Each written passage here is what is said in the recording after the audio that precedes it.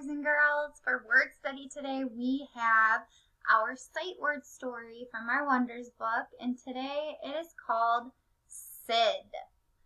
Do Sid and Mom like it?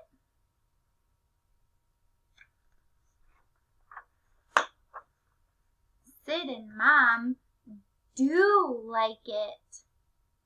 Dan can tap, tap on a door.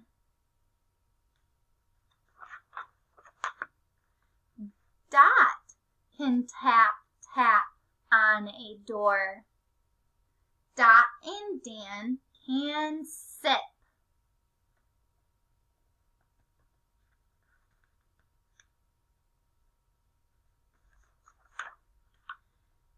Todd can tap, tap on a door. Sid and Todd pat a ball. So this story uses our sight word, do. Now what you can do is you can go ahead and reread the story with the paper copy from your reading packet.